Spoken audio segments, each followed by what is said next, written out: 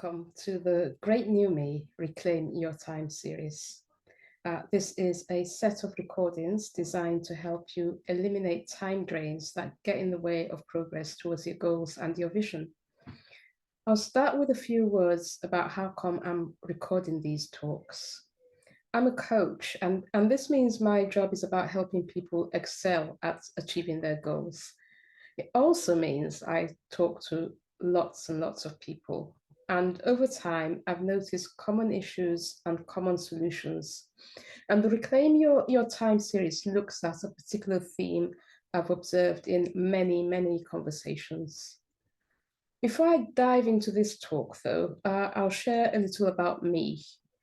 Coaching found me as a result of a series of life changes that led me to question my purpose.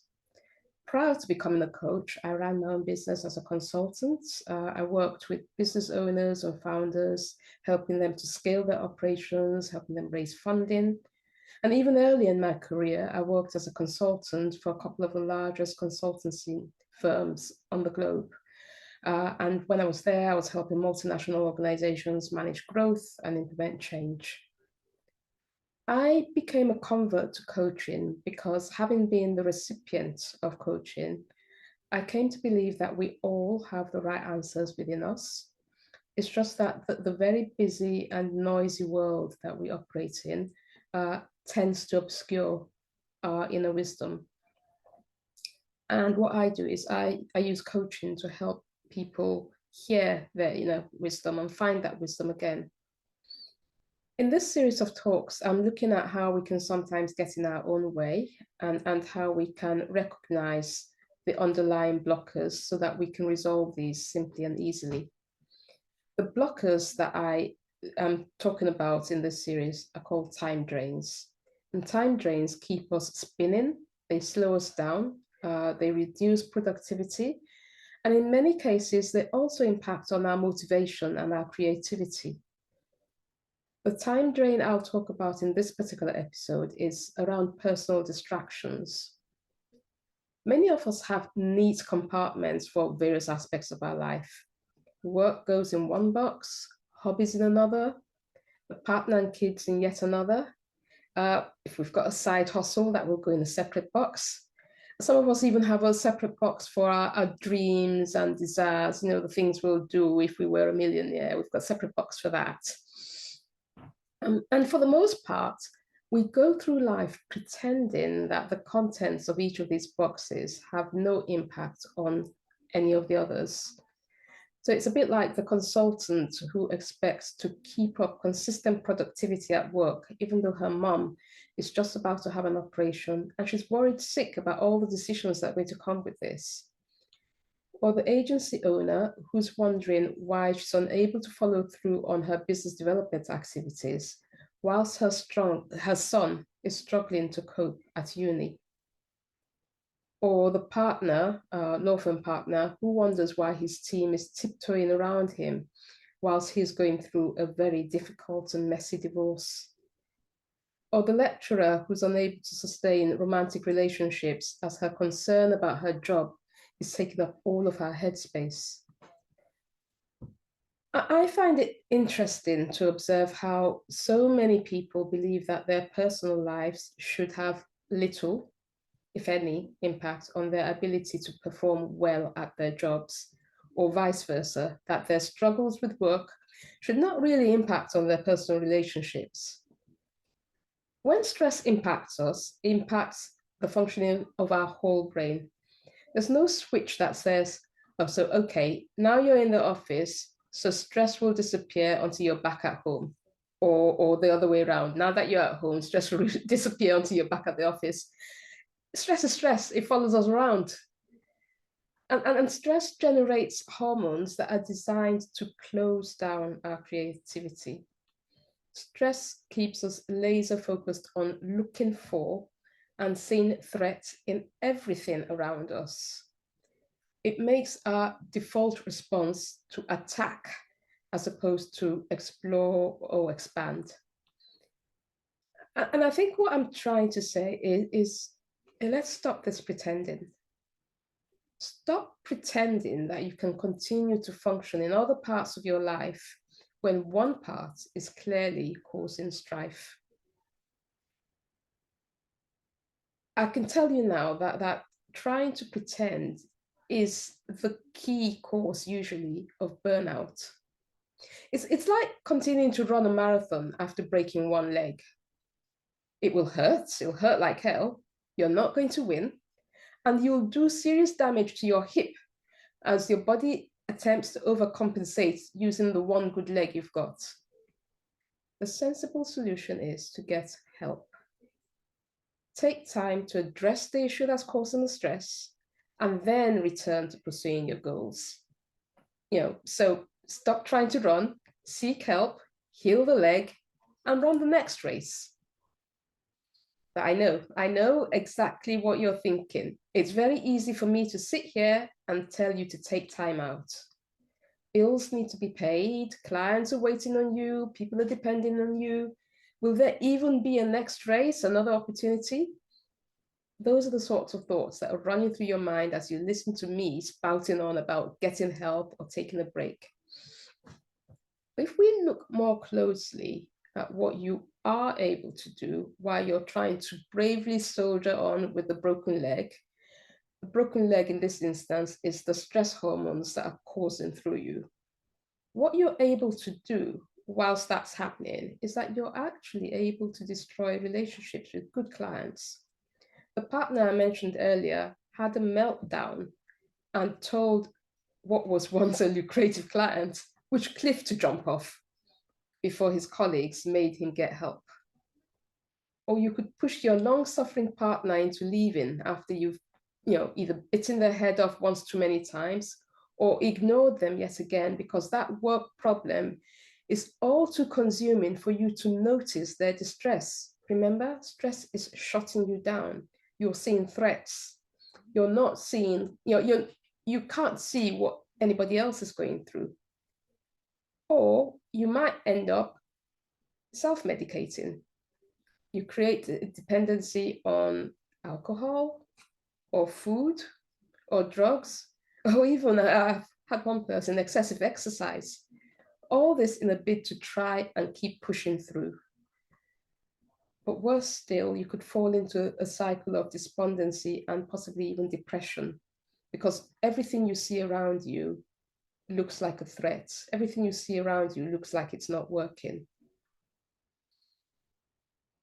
And I know you're thinking to yourself, those examples could never apply to you because things like that happen to other people that are not as capable as you are. And I'll also tell you why you're responding in this way. As a person in a stressful situation, every cell in your body will be screaming out against opening up and becoming vulnerable. Because a predetermined human stress response is to put up walls of defense. We're wired to close down in order to keep ourselves safe. And this is how we've survived as humans.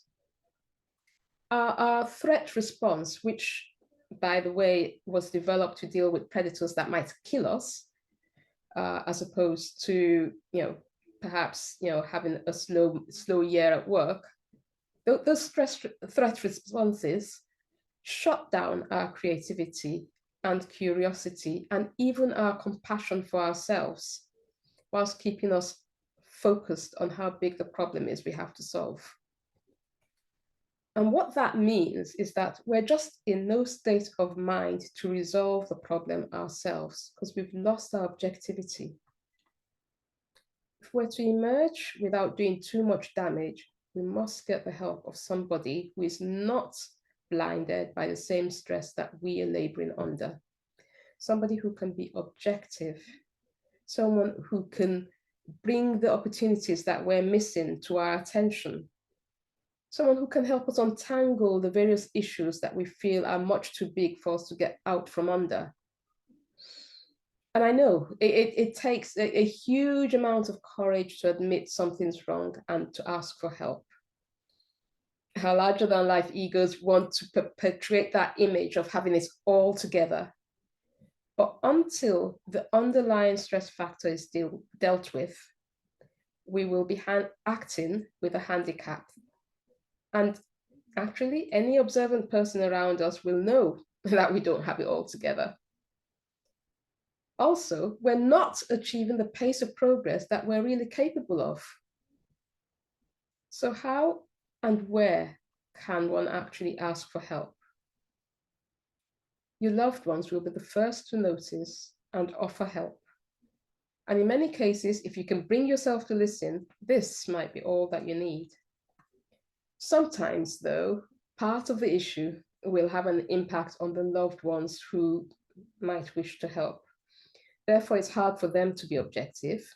Or even if they are capable of being objective, it's harder still for you to trust in their objectivity enough to listen.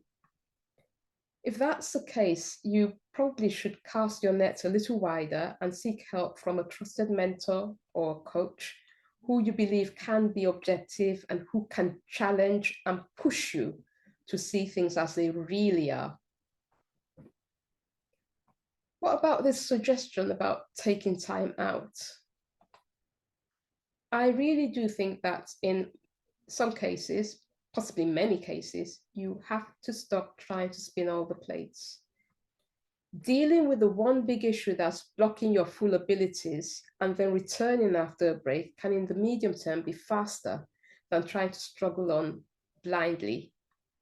The agency owner who was unable to progress her business development work effectively because she was worried about her son, she spent 4 weeks away from work.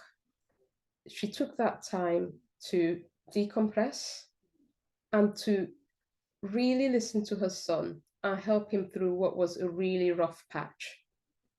Once back, though, she was able to power through more proposals and partnership conversations in the ensuing 4 weeks than she had managed in the 3 months prior.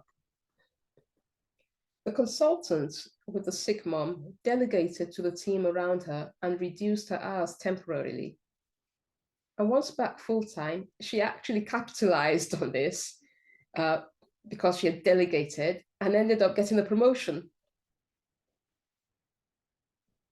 Balancing personal and work life can be extremely difficult when one of these is out of kilter.